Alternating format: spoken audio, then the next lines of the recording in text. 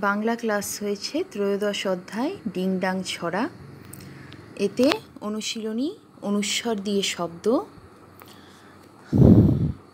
তার সাথে আছে প্রশ্ন, কিছু প্রশ্ন। আজকার মুখে ভাত, আজ অংশুর ভাইয়ের মুখে ভাত। পরের প্রশ্ন, অংশুর মামার নাম কি? উত্তর হচ্ছে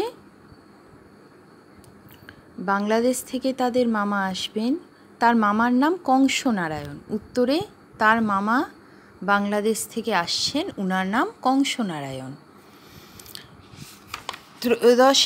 তারপরে চতুর্দশ অধ্যায় ক্লাসে পড়ানো হয়েছে।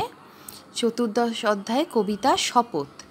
এখানে অনুশীলনীতে বিসর্গ বসিয়ে শব্দ অনুশীলনীতে আছে।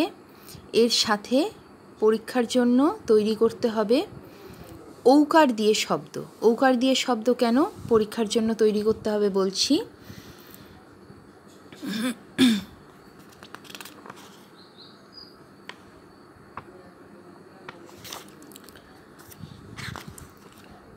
ঐকার দিয়ে শব্দ সেকেন্ড টার্ম পরীক্ষায় ঐকার দিয়ে শব্দ দিয়ে শূন্যস্থান ছিল। এর পরের পরীক্ষার জন্য ঔকার দিয়ে শব্দ ক্লাসে হয়েছে, পরীক্ষাতেও ঔকার দেওয়া শব্দ তৈরি করতে হবে। আর এখানে অনুস্বর দেওয়া শব্দ আছে, অনুস্বর দিয়ে, বিসর্গ দিয়ে, ঔকার দিয়ে, এই 3 রকমের শব্দ তৈরি করতে হবে পরীক্ষার জন্য।